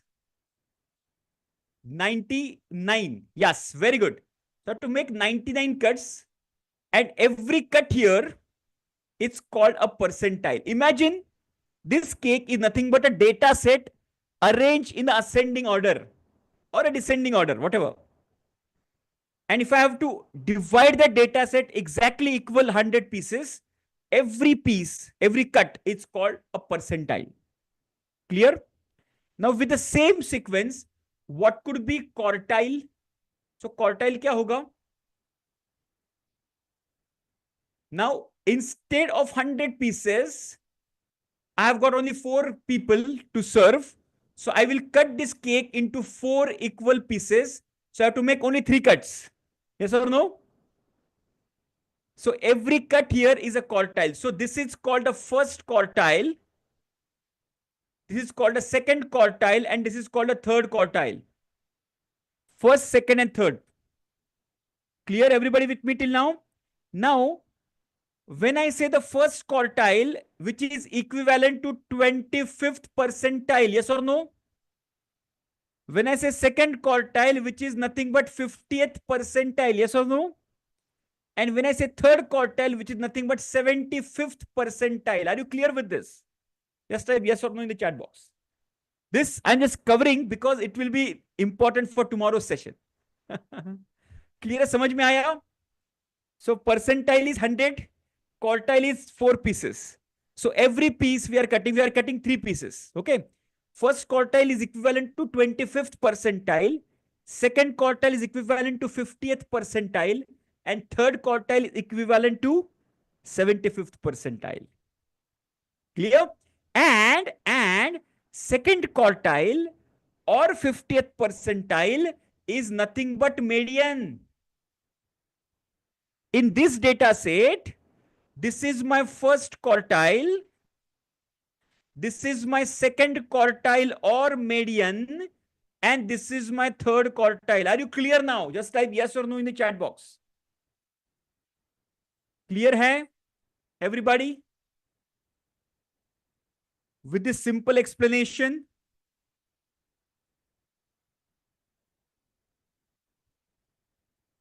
just give me yes or no in the chat box. किसको doubt है तो आप पूछ सकते हो मुझे. I will explain you again. Don't worry. Imagine this is a data set. Okay, the cake is a data set arranged in a descending or ascending order. Clear? Simple hai? Very good. So see, we don't have to do it manually. Okay, we have software to calculate it. But this will be useful when tomorrow we will study some statistic on Minitab. Okay. So mean, mode, median, quartile, and percentile clear. Just give me big yes in the chat box so that I can go to the dispersion. Okay, standard deviation कैसे calculate करते हैं and range कैसे calculate करते हैं. Manually we will calculate standard deviation today. Clear है? Very good, super. चलो, dispersion में क्या क्या देखा था हम लोगों ने? Range, variance and standard deviation, right? So let's go to the first one, which is called a range. The simplest calculation is the range calculation, which is the highest value of the data set minus the lowest value of the data set. Correct? So let's say if I collect the heights of the people sitting in the room, some people will be 6 feet 3 inches, some people will be 5 feet. Okay. So the tallest person and the shortest person, the height between these two is called the range. Clear? So they have taken the production number. 900 is the highest production, 300 is the lowest production. So range is the 600. Okay. This is the range, highest minus lowest. Okay. Now let's calculate the variance and standard deviation with this 6-step process. Okay. And once we calculate this, we will understand what basically how the standard deviation is calculated. Now, see, we never have to calculate standard deviation manually, but as a Lean Six Sigma, now in Lean Six Sigma, there is a sigma meaning standard deviation. So we have to understand what is sigma, what is standard deviation. That's why I'm manually letting you calculate. Okay. Everybody, just the first step of this is first to collect the data. Okay, so we have to collect the data. So I've just given you very simple, so you can do this calculation, on your own. So the data set is 10, 12, 15, 18, and 20. The simple data set. Now take the average of that. Okay, the average comes to 50. So you add them up, which is 75 divided by 5 is equal to 15. So take the average, which is the mean. Okay. The third step is now you calculate the deviation. Now, after this, now you will be completely clear in your mind what exactly is standard deviation. Okay. Now, the deviation meaning the distance from each and every data point from the mean value. What is deviation? Distance from each and every data point from the mean value. So now if you calculate this, it will be like this. Okay. So if we calculate the deviation, it will be like, so the first one is 10. So 10 minus 15, the deviation will be minus 5. Everybody with me? The first data point say deviation is minus 5. So 12 minus 15, the deviation is minus 3. Then 15 minus 15, the deviation will be 0. Then 18 minus 15, the deviation will be 3. And 20 minus 15, the deviation will be 5. So we have got minus 5, minus 3, 0, 3, and 5. These are the 5 deviations from the mean. Are you clear? Just give me yes in the chat box. Yahan tak clear hai? Step number 3 tak clear, everybody? Very good. Now, can you just take the average of this? So we'll take the average deviation. Can you just take the average? Just take the average of this and tell me the number in the chat box. Take the average. Iska average lijiye. Minus 5, minus 3, 0, 3, and 5. What is the average? It is how much? Everybody, do the calculation. Minus 5 plus minus 3 plus 0 plus 3 plus 5 divided by 5. What is the average? क्या आया आपका average?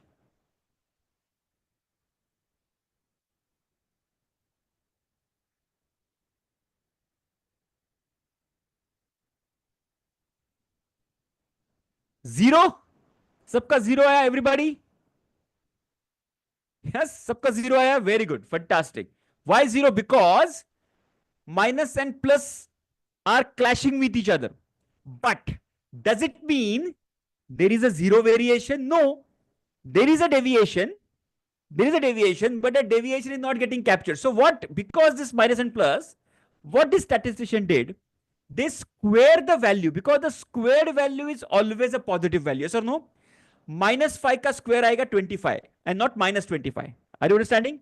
That is the reason they take the squared value. So you will take the squared value. So minus 5 ka squared value is 25.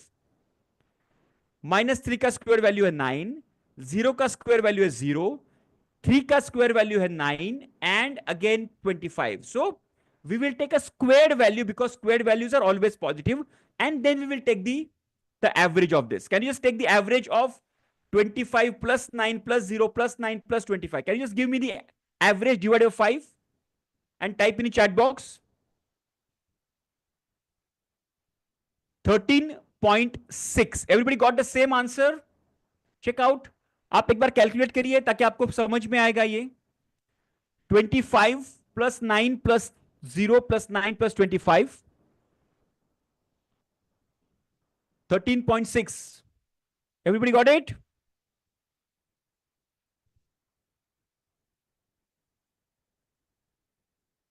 Very good. Superb.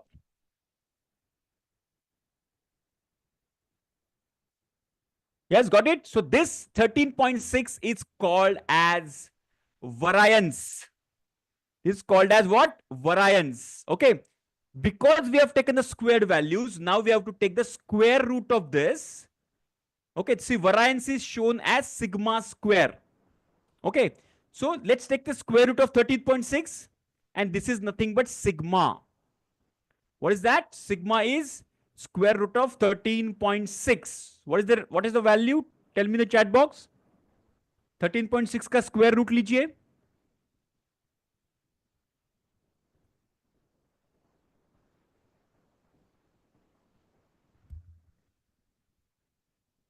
Yeah, take the square root of 13.6 and type the answer in the chat box.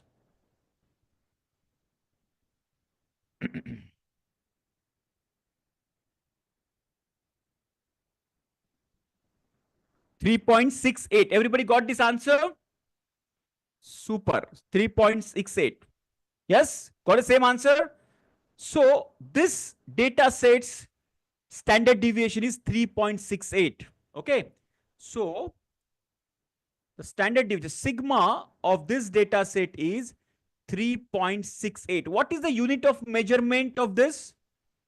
What is the unit of measurement of this? Now, if let's say if the unit of measurement is centimeter of the data set, standard deviation also will be in centimeter. If the data set is in meter, standard deviation also will be in meter. Okay. So how do we read standard deviation? It is nothing but the simple layman's language. It is average deviation from the mean. That means each and every data point is 3.68 unit away from the mean. Are you clear? More the spread of the data, more will be the standard deviation. Lesser the spread of the data, lesser will be the standard deviation. Are you clear with this fundamental? Just type yes in the chat box. Clear? So now we have understood how to calculate standard deviation. The unit of measurement of the standard deviation is exactly same of unit of measurement of the data. And more the variation, more will be the standard deviation. Lesser the variation, lesser will be the standard deviation. समझ में आ गया? Okay. So we will calculate standard deviation with the help of Minitab, but not today, tomorrow. Okay. Now our cricket match is exactly in a very, neck to neck situation here. It's a knockout game versus India and Australia. So I would like you guys to enjoy last 5 hours remaining. Okay, so we will close the session today. You enjoy your game with your family. We'll connect again at 7 p.m. with Minitab software with some, fantastic exercises. Okay, till the time, keep learning, keep growing. This is Dinesh Patil signing off. Bye bye. Take care. Good night. By the way, recording will be available. Okay, recording will send to you as well. You can just check out the recording later as well if you require. Bye bye. Take care. See you.